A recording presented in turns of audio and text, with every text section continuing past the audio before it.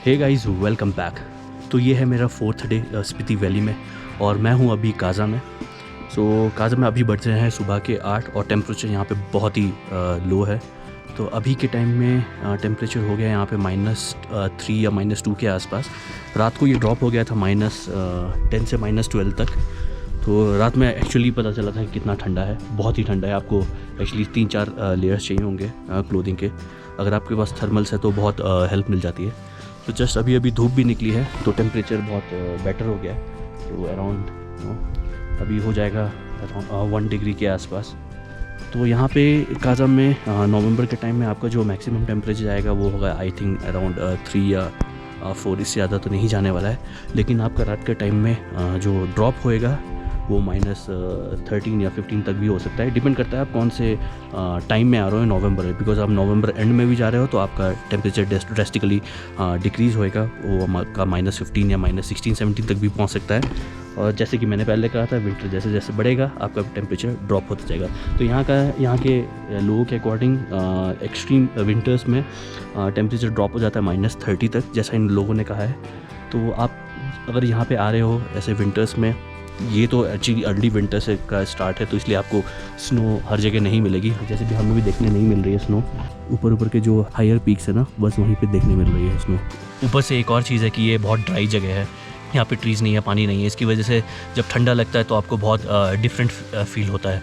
काज़ा का जो एलिवेशन है वो है 3800 मीटर्स, और 3800 मीटर्स जबकि अगर देखा जाए एक वेरी हाई एल्टीट्यूड एरिया से उससे कम है। लेकिन उसके बाद भी यहाँ पे ऑक्सीजन बहुत थिन है, बहुत कम है। यहाँ पे जो भी आता है टूरिस्ट, उसको AMS के बहुत चांसेस है। बिकॉज ऑक्सीजन कम होने की वजह से यहाँ पे लोग AMS से सफ़र कर जाते हैं।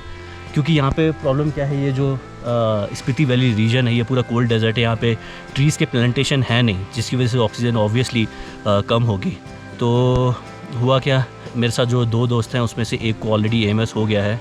कल उसको थोड़ा बहुत शाम को फील हो रहा था, शॉर्टनेस ऑफ ब्रेथ और हेडेक। सो उसको प्रॉपर्ली रेस्ट की ज़रूरत थी, तो कल रात भर उसने पूरा रेस्ट किया है।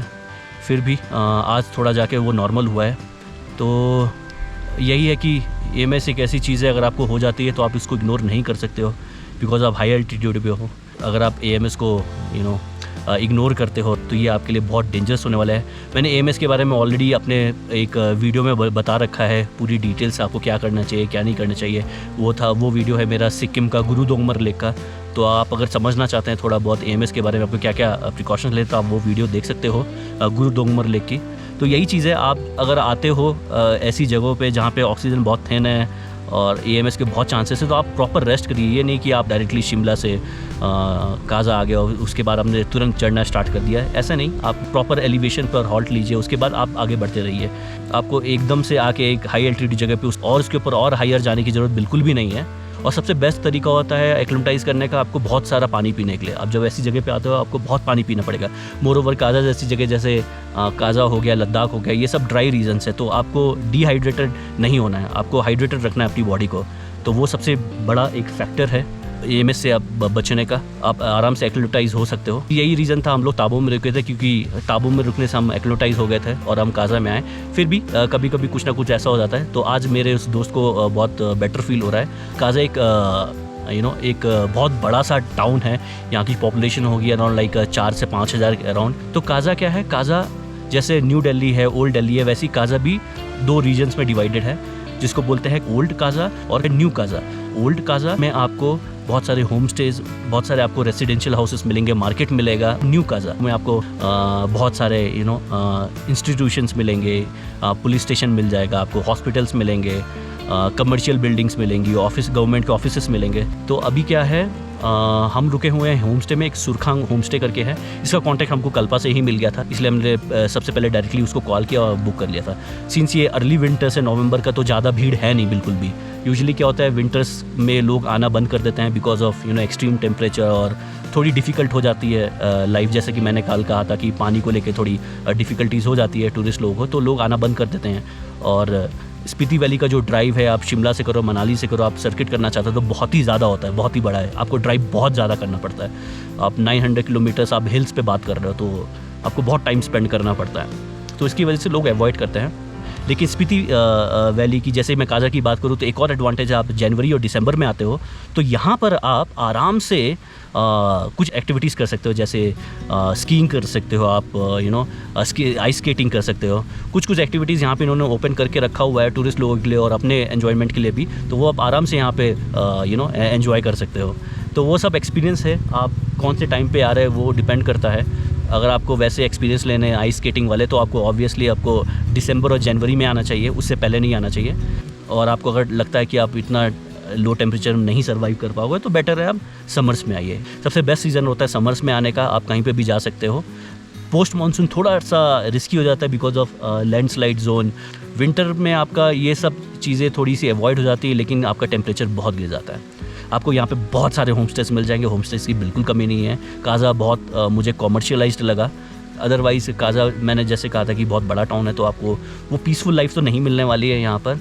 यहाँ पर मैक्सिमम स्पीति में आपको ऐसी माउंटेन्स मिलेंगे, सारे लूज़ होते हैं इसलिए रॉक्स गिरते रहते हैं, जिसकी वजह से बहुत रिस्की हो जाता है। तो टाइम टू टाइम ये लोग साफ़ करते रहते हैं। आप देखो जैसे उस पर ये छोटे छोटे रॉक्स पड़े हुए हैं ना, स्टोन्स, तो इसकी वजह से गाड़ियों को डैमेज होता है और थोड़ा रिस्की हो जाता है। आपको ये पूरे स्पीति वैली में ऐसा मिलेगा, लेकिन आपको डिफरेंट फॉर्मेशंस मिलेंगे माउंटेन्स के।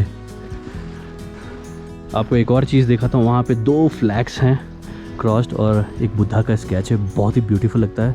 मैंने ड्रोन फुटेज लेने की बहुत कोशिश की क्योंकि काजा थोड़ा बॉर्डर से अराउंड लाइक 40-50 किलोमीटर्स दूर है, तो फिर भी यहाँ पे जो मैनेजमेंट है वो आर्मी का होता है। तो कल मैं गया था पुलिस स्टेशन परमिशन लेने के लिए। वैसे तो आपको DGCA से आपको डायरेक्टली अप्लाई करना पड़ता है, डिजिटल स्काई एक प्लेटफॉर्म है, तो वहाँ से मैंने अप्लाई किया नहीं था क्योंकि मेरे को श्योर नहीं था कि काजा हम कब पहुँचेंगे। तो मैंने सोचा था कि मैं परमिशन डायरेक्टली लूँगा काजा के पुलिस स्टेशन से, लेकिन ऐसा हो नहीं पाया क्योंकि पुलिस का कहना ये था कि हमारे अंडर में आता नहीं है। बेसिकली ये ड्रोन रिलेटेड लॉज होते हैं वो उनके अंडर में नहीं आते काजा में, तो जिसकी वजह से उन्होंने मेरे को कहा कि ADC का ऑफ़िस विज़िट करने के लिए। और ADC का ऑफ़िस यहाँ पे एक पेट्रोल पंप है उसके बगल में ही है, तो कल तो ये बंद था फॉर सम रीज़न।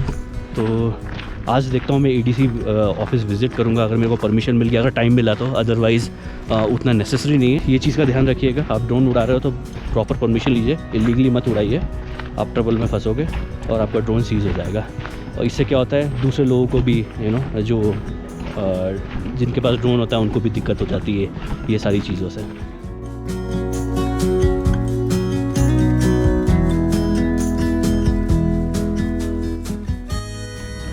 वो देखिए हमारा दोस्त चिराग, और ये है हमारा होम स्टे जिसमें हम रुके हुए हैं, सुरखान। तो ये होम स्टे हमको पड़ गया ऑफ सीज़न में। हम लोग ने डिनर और ब्रेकफास्ट के साथ इसको दिया है अराउंड लाइक 3 लोग हैं हम लोग, 2500 से 3000 के बीच में हम लोग ने दिया है। लेकिन ये सीज़न टू सीज़न पे डिपेंड करता है, पीक सीज़न में होगा तो डेफिनेटली बढ़ जाएगा।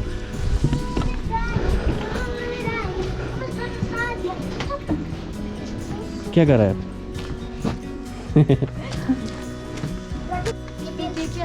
क्या भैया, कुंगा भैया कैसा हो? बढ़िया बढ़िया, मॉर्निंग से मॉर्निंग। ये कुंगा भैया है, ये हमारे केयर टेकर हैं।